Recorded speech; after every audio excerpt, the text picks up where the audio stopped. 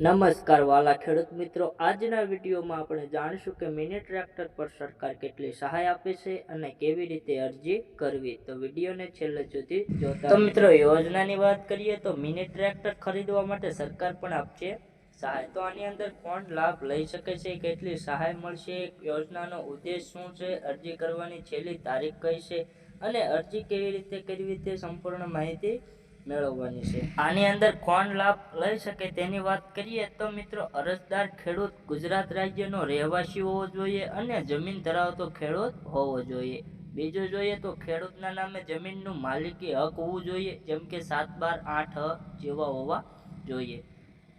આગળ જોઈએ તો નાના અને સીમાંત ખેડૂતો સૌથી પહેલા લાભાર્થી તરીકે માન્ય રહેશે અને સામાન્ય રીતે 1 થી 5 હેક્ટર જમીન ધરાવતો ખેડૂત આ યોજનાને લાયક હોય છે। ફોર્મ ભરવાની વાત કરીએ તો 27/3/2026 થી શરૂ થઈ ગયા છે અને અરજી કરવાની છેલ્લી તારીખ છે 26/4/2026। તો મિત્રો, આગળ આ યોજનાના જરૂરી દસ્તાવેજો કયા છે તેની વાત કરીએ તો મિત્રો, સૌપ્રથમ આધાર કાર્ડ, જમીન દસ્તાવેજ 7/12 હોવા જોઈએ, મોબાઈલ નંબર, પાસપોર્ટ સાઇઝના ફોટા, બેંક પાસબુકની નકલ જેવા તમારે જરૂરી દસ્તાવેજો હોવા। તો ખેડૂત મિત્રો, આ યોજનાની અરજી શરૂ થઈ ગઈ છે આ ખેડૂત પોર્ટલ નામની વેબસાઇટ પર। તો જે મિત્રોને મિની ટ્રેક્ટર ખરીદવાની ઈચ્છા હોય તે આ યોજનાનો લાભ જરૂરથી લઈ શકે છે।